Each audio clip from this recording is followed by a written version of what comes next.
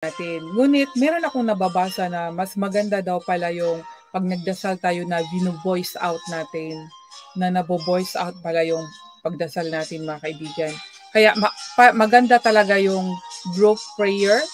Kung ano kayo dyan mga kaibigan, maganda ang group prayer mga kaibigan dahil nabo-voice out at saka yung effective ang prayer din pag group kasi parang petition niya na kumbaga yung isang tao malayo siya sa Diyos, pag merong doong isa na malapit at ibali parang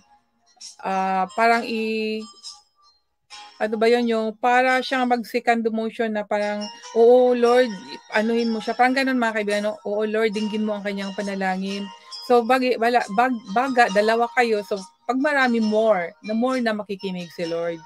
Kasi kung isa lang niya, tapos yung tao na yun ay may maraming kasalanan, syempre hindi natin based on my experience, pag maraming kasalanan, syempre, hindi ka kaagad na agad maidinggin. Ngunit, kahit na marami ka pang kasalanan, kung yung paglapit mo ay mula sa puso, kasi yung taos puso talaga doon madidinig ng Panginoon. Pero kung mababaw lang yung pagtawag mo sa Kanya, lalo na makasalanan ka pa, kailangan natin ng ano ba yun, yung taga-akay ba yun? Yung pang kasama, di ba nakalagay nga yan sa Old Testament, pag meron kang sakit, punta ka doon sa pari para malinis, di ba? Parang mga ganun mga kaibigan. Tapos yung pari, pagdasal ka, tapos pagdasal ka sa ang ganun din yan mga kaibigan, ang mga sistema dyan. At yun yung nasabi ko na sa inyo na yung na-experience ko nga na group prayer yun na nga yung asawa niya ay kumatos, tapos yun ata yung mabigat sa kanya na nag-pray siya, tapos sinabi ko na, Lord, dinggin mo ang kanyang panalangin kung ano yung kabigatan sa kanya, Lord, alisin mo. Then pagkabukas namatay yung asawa niyang kumatos. Imagine, so yun, alam mo, si Lord, alam naman ni Lord ang lahat, no? Iba naman yung, hindi ko naman pinag-pray na maano yung asawa niya. Sabi ko lang naman, kung alisin mo yung kabigatan sa buhay niya. So yun, no? Kaya, that's life mga kaibigan. Kung may mga hadlang, so aalisin din ni Lord yung mga ganyan. Kasi kung wala, mas mabigat yun sa kanya. So, dito mga kaibigan, balik ako dito mga kaibigan, ito yung sinabi dito na yung ano siya, yung bang parang nag-ano siya dito mga kaibigan sabi niya, ako'y nabilang sa kanila na nagsibaba sa hukay, ako'y parang taong walang lakas. So wala siyang lakas mga kaibigan dahil nga sa kabagaban ng kanyang kaluluwa mga kaibigan So kung tayo po mga kaibigan ay nang lulupaypay, huwag po tayong mawala ng pag-asa mga kaibigan dahil mayroon tayong Diyos na mag-aakay sa atin na mag-aalis ng ating mga problema. Kahit ano pa kalaki ang problema natin mga kaibigan, lalo na mga kaibigan kasi sinabi niya dito kaluluwa, sapagkat ang aking kaluluwa ay lipos ng mga kababagaban at ang aking buhay ay nalalapit sa siyot. Masyadong malalim ito mga kaibigan kaluluwa So hindi lang ito yung problema sa material na bagay or mga yung, di ba, yung makikita natin. So ang kanyang problema ay inside. Hirap yan mga kaibigan pag may problema tayo na sa halimbawa, problema, stress. Yung stress mga kaibigan, sa pagkakaalam ko, walang gamot diyan na medisina Meron mang iniinom ang mga tao panandalian lang pero hindi talaga nawawala niyan. At meron ka pang side effect niyan pag umiinom ka ng mga ganyan. Pag once na may problema ka, stress or mga depressed, naku mga kaibigan, Huwag ka na pumunta sa doktor, masasayang lang yung pera mo, dumaritso ka na sa Panginoon. Dahil siya po ang mag-aalis niya. Dahil about po, kagaya sa sinabi dito ni King David itong dito sa itong son of Korah na dito nga sa verse 3, for my soul is full of troubles. My soul, mga kaibigan, soul. Ano ba yun? Paano spell? Pronunciation, soul. Kaluluwa ang kaibigan ba? Full of troubles, mga kaibigan, lipos ng mga kabagaban. Hindi yan maano ng doktor, mga kaibigan. Minsan pa nga, kagaya nung ako, naghanap ako ng psychiatrist nung nangyari sa buhay ko na Grabe yung ano, yung depressed o hindi na ako makakain, hindi makatulog. Imagine, hindi na ako makatulog. Talagang sakit ng ulo ko. Umiyak na ako na parang hindi ko na alam kasi hindi ako patulogin eh. Ganun pala yun mga kaibigan, ano, pag talagang magkasala ka na, hindi ka naman makasalanang tao na nagkasala ka, sobrang guilty mo. Hindi ka talaga patulogin. Hindi magpatulog sa'yo ang konsensya mo eh. So yun yung mga kaibigan, sabi niya dito eh, parang makarelate nga ako eh nung binasa ko ito eh. Kasi sabi ko kagabi, basa muna ako, ay kanina pala pag uwi ko, basa muna ako, tapos Lord, bigyan mo ako ng pang-unawa para maano. Tapos ito nga, wala, about to sa problema talaga inside, not hindi yung sa physical, ano ba yun, yung sa na madaling anuhin, madaling ma-solve. Ito talaga, hindi makasolve nito ang medisina sa doktor, ang makasolve nito ang Panginoon lang talaga. Kailangan talaga i-surrender natin pag may mga ganito tayong problema mga kaibigan dahil hindi tayo patulugin eh. Lalo na pag nagkasala ka, guilty ka, nako, wag na lang ano ka na kagad sa Panginoon at talagang mula sa puso pag nagkasala ka and then doon sa tao din na ginawan mo ng kasalanan para ma-erase, no? Yun po ang talaga ang effective na ano na ma-share ko sa inyo dahil it's proven naman na nangyari sa buhay ko. So,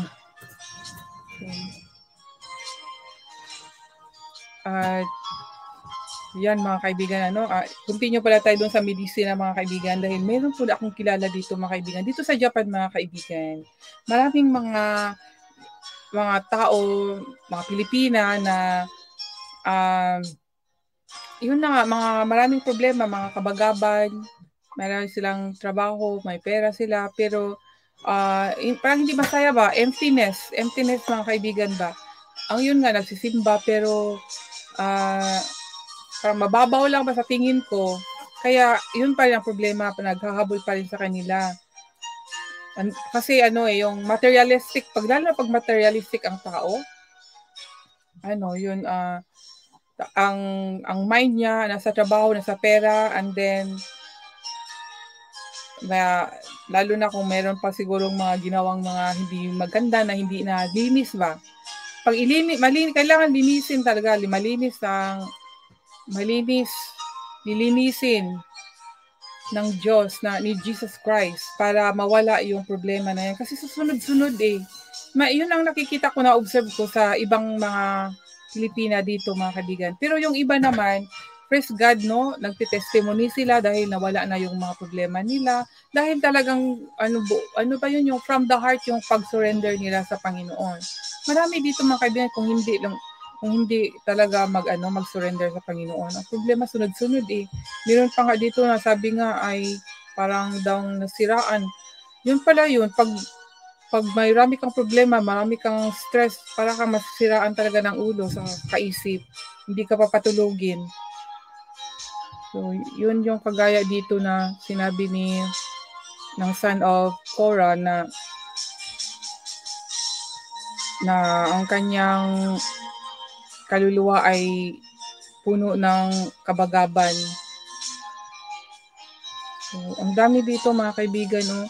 Sa verse 6 nga sabi dito iyong inilapag ako sa pinakamalalim na hukay, sa mga madilim na dako, sa mga kalaliman.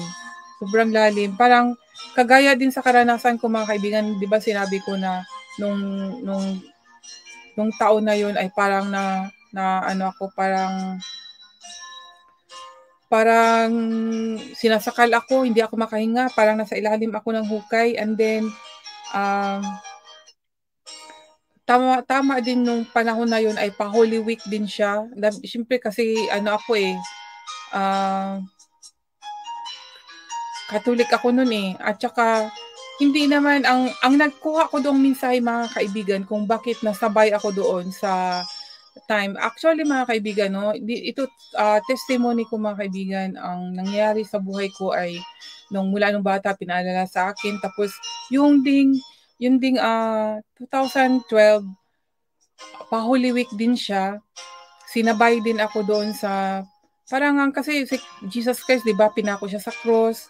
Tapos yun din pinabasa sa akin yung before mag-Holy Week, binabasa sa akin kung paano si Jesus Christ na pako sa cross at doon nga ako nagsisi, no? Ako lang isa, nagbasa ako, nagsisi ako, walang taong nagturo sa akin. Tapos, ang naramdaman ko talaga noon, para talaga akong nasa ilalim ng lupa dahil parang patay ako eh. Yun talagang naramdaman ko eh.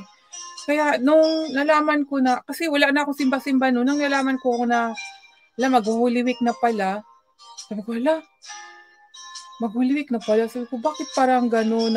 Parang gano'n siguro yun na sinabay ako doon yung pinako sa cross. Yung isip-isip ko lang noon, nung panahon na yun.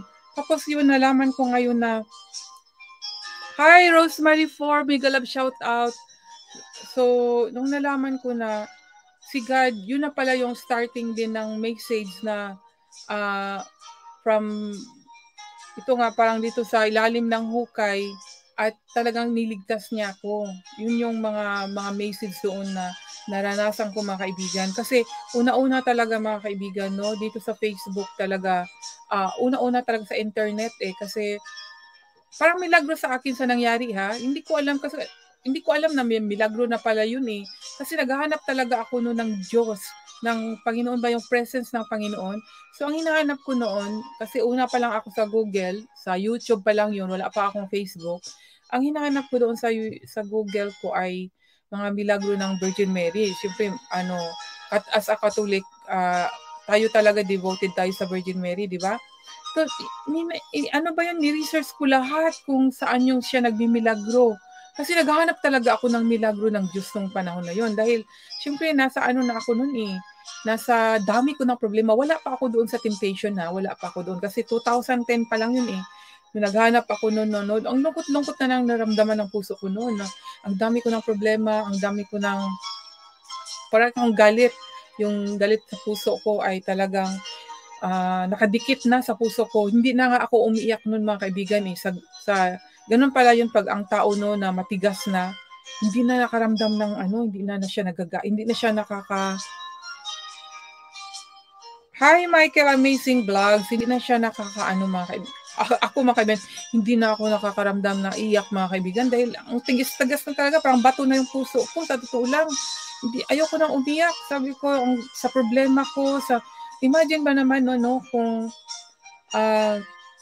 gasawa ko dito sa Japan, walang katulong, lahat sa'yo. Tapos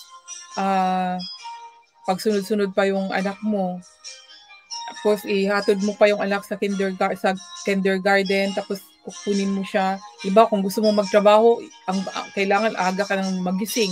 Pag ipepe mo yung mga anak mo, ihatid mo sa nursery.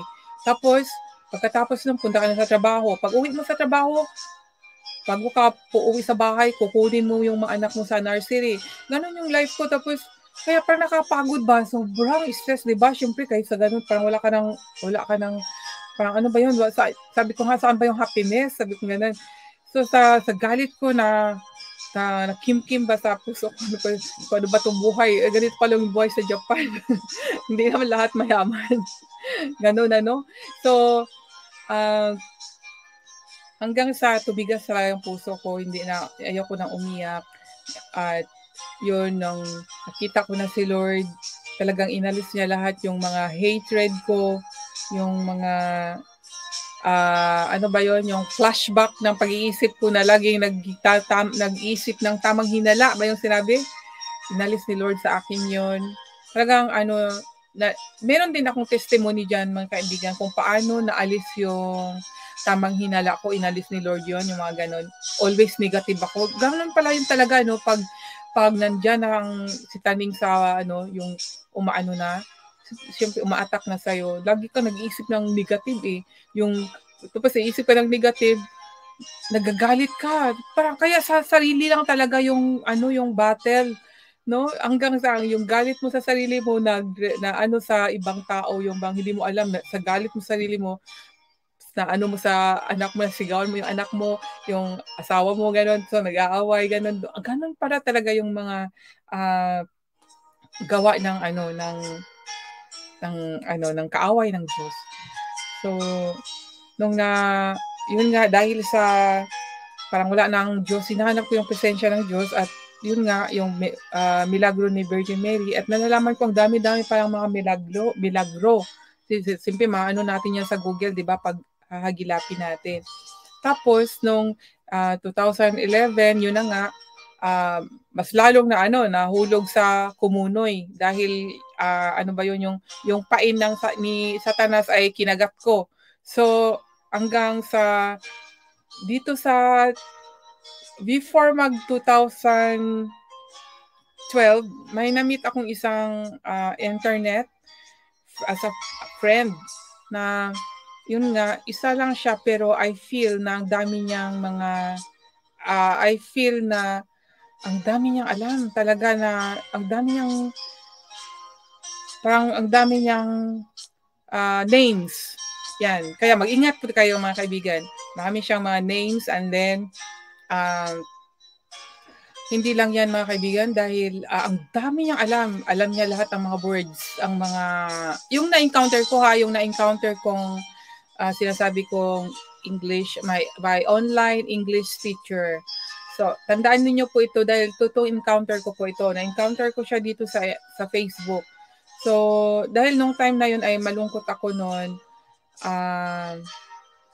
na naghahanap ako ng true friend, at parang nilibang-libang ko ang sarili ko kasi nga syempre hindi na ako makatulog, at na-encounter ko to dito na siya pumasok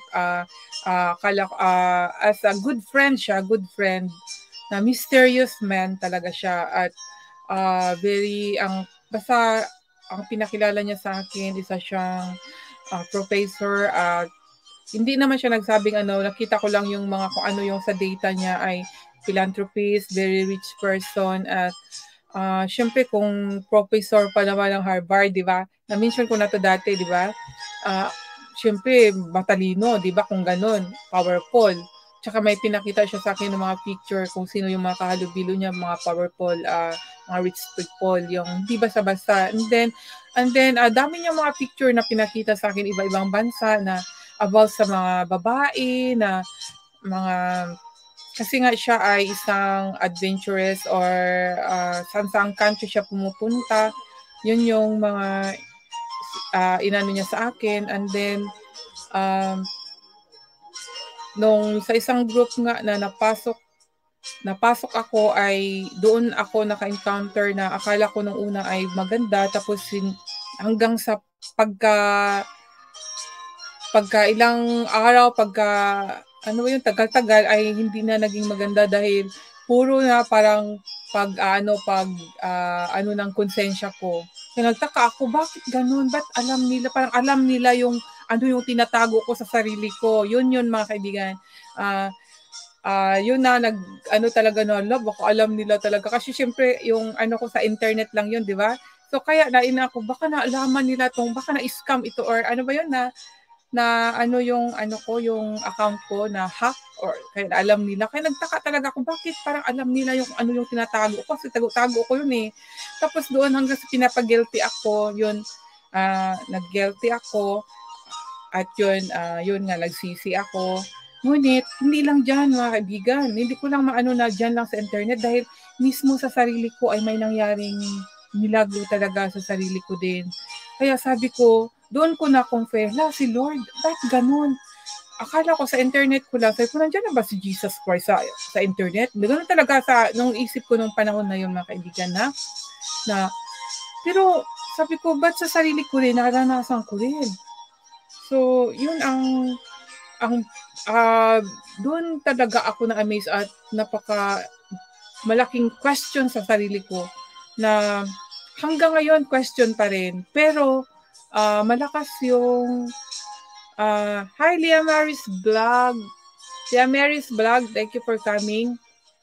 Yun ang pinaka mga kaibigan, ang pinaka question na hanggang ngayon isip-isip ko pa rin talaga. And then yung sinasabi ko pong my English online teacher, after nung 2012 na yun na naka-face ko na hindi na siya nakipag-usap sa akin. Sabi niya, now is different. Yun ang sinabi niya. Yun nga, hindi na siya nakipag-chat sa akin. So, pero friend pa rin kami. Pero yun na lang, wala nang ano. So, pero ngayon, meron akong mga question eh. Parang bumabalik kasi yung mga presence na meron kasi akong mga palatandaan din how God talk to me. Kahit hindi lang sa Facebook, kahit sa in different ways. Kaya nga sabi ko, naranasan ko ang presensya ng Diyos mismo sa sarili ko talaga kahit wala akong internet. Naranasan ko ang Diyos. Kahit pag magbasa lang ako ng Bible, naranasan ko ang presensya ng Diyos. Kasi natatouch ang puso ko pag binabasa ko ang salita ng Diyos at alam ko talaga na na-feel ko siya at alam niyo po mga kaibigan na naranasan ko rin na habang binabasa ko ang Bible ay kung sinabi ni Chena yung narinig niya yung nagsalita sa kanya, ako rin nakakarinig how many times audio voice na ang ganda ng voice na yon na parang talagang voice ni Jesus Christ. Ang buo, lalaking lalaki at nag-e-echo na yung una kong narinig yun, yung nagbasa ako ng Bible na habang binabasa ko na nagbo-voice na siya. Sabi ko ini-stop ko yun. Pag stop, sabi ko, naglingon-lingon ako, sabi ko, wala namang tao, ako lang. Sino kayo? Then, binasa ko naman uli. Then, gano'n na naman, nag-audio na naman. Sabi, nag-isip, syempre, gusto kong matakot, pero sabi ko, pag matakot ako, baka mamaya, si Satanas, mananalo. Sabi ko, hindi ko anin. Pero, sabi ko, si Satanas ba yun? Pero, ang pinabasa ko ay nag-audio lang naman. Kung ganun, sabi ko, yun na, hindi ko kasi alam yung mga ganun noon. Hindi ko alam. Mula nung syempre nag-research ako, meron palang mga ganong nakaka-encounter din ng audio voice. Nakaka-encounter din po ako. And then next naman, how many months ata yun, nagsimba ako. Narinig ko rin sa pari na ang pari, nagbasa siya. At ako naman, meron akong dinala din, basahin din mula siyempre sa Katolik. Habang ang pari, nagbabasa siya, ako din, sinusundan ko siya doon sa nakasulat. Ang nadinig ko ay iba, mga kaibigan. Kaya nagtaka ako, sabi ko, nag-audio, sabi ko, bakit iba yung ang binasa ng pari, iba yung narinig ko.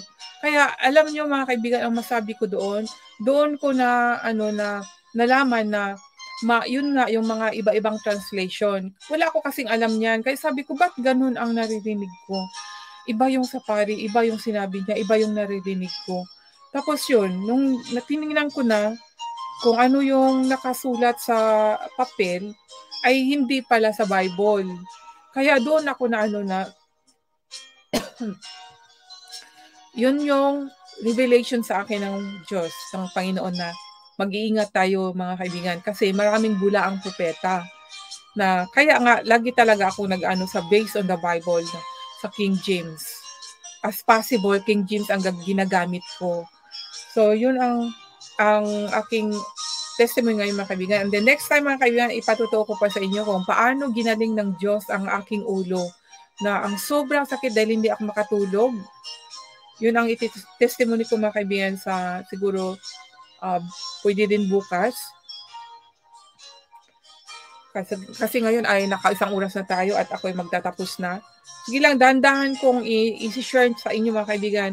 So dito mga kaibigan, kagaya dito mga kaibigan, kahit na ano pa yung problema natin, huwag tayong mawawala ng pag-asa. Thank you so much, Densmax TV, Akira Buwan, James Balsomo, Densmax TV, Mabel Torres, Rosemary Sagosyo for Lea Mary's channel. Thank you po sa inyo. Basta yun mga kaibigan, ulitin yung basahin itong Salmo chapter 88 kasi ang ganda po mga kaibigan, tungkol po ito sa problema ng ating kalooban, hindi po problema ng pera or iba po ang sinabi dito dahil ang sobrang lalim at talagang pag ganito ang problema natin mga kaibigan, advice ko, go direct to God. Surrender, isama mo ang problema mo sa pagpapako nung nagpapako si Jesus Christ. Just imagine na si Jesus Christ actually tapos na siya sa pagpapako. Pero kung may problema tayong mga kagaya niyan, na hindi yan masolve ng doktor kahit papunta ka pa sa psychiatrist dahil ang Panginoon lang talaga ang pwedeng mag-ano yan. Kasi kung kaluluwa yan, spiritual na ang involved dito pag ganun. Kasi yung mga stress, mga kabagaban, ano pang bagay mga kaibigan, as possible wag kang uminom ng medicine kasi mas lalo po siyang magdoble. Ano ba yan? Ang side effect nun ng iniinom mo. Dahil marami din dito umiinom ng halos 4 na klaseng iniinom mga kaibigan pero walang pagbabago. Tsaka kagaya nung kakilala ko ring hapon, meron siyang problema na yun nga, parang nanginginig siya na nervous breakdown, ano ba yun na nag-iisip siya dahil nga sa asawa din niya mga kaibigan. Nung nakausap ko siya ano bang ginagawa ng asawa niya, yung bang nilockdown siya, yung bang wala siyang power, tapos palagi siyang parang hindi man siya sinasaktan ng physical pero yung sa word mga kaibigan. At minsan kasi pag ang tao 'di ba, pag mahina ka, pag sinasalitaan ka ng hindi maganda ay naano yung kaluluwa natin. At yun parang na-depress siya. Umiinom siya pumupunta siya ng doktor pero hindi siya gumagaling mga kaibigan Iwan ko lang ngayon. Tapos ngayon nalaman ko na lang na naghiwalay na sila. Sabi ko kasi noon sa kanya, hindi naman solution ang paghiwalay, sabi ko. Advice ko yun sa kanya. Pero naghiwalay sila. Pero yun pa rin, hindi daw siya gumaling, sabi nung nakausap ko na ibang hapon. So, pero hindi naman kami nagkita kasi malayo, di ba? Sa church lang kasi kami nagkikita-kita noon at hindi na ako pumupunta doon sa church na yon. Kaya wala na rin. So ngayon mga kaibigan, at natapos na po ako. Salamat po sa inyong pagpunta. And God bless you po sa inyong lahat. Thank you po talaga ha. At ako magpapaalam na po sa inyo. Sika, i-mention ko muna ang sino yung nandito para dito po yung sa entry. Miguel shout out, Densmax TV, Liam Mary's Vlogs, Mavel Torres, Playtime with Tank Chloe, Rosemary 4,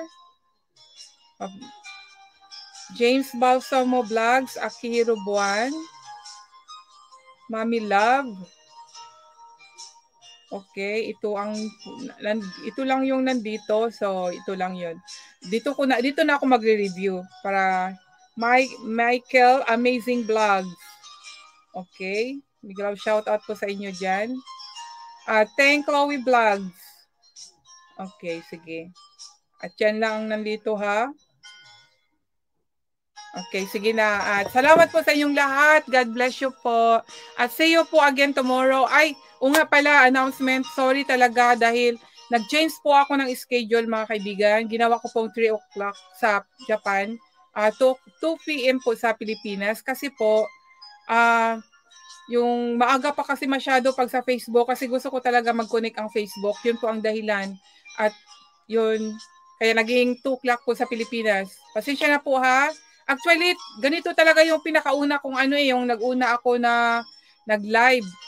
Ganito po yung oras talaga. Inano ko lang ng umaga kasi YouTube lang kasi yun. Yung naano ko na hindi pala parehas ang oras sa Facebook at saka YouTube kasi doon umaga pa, 'di ba? Sa inyo baka sila tulog pa, nag-almusal. So hindi nila maano yung mga ganyang oras, yung mga 9 o'clock. So ginawa ko na lang na 2 o'clock. At least baka relax na sila. So, yan po mga kaibigan. At saka yung church na. Lalo na sa church kasi 9 o'clock talaga ang starting ng church nila doon. At sige mga kaibigan, thank you so much ha. God bless you po.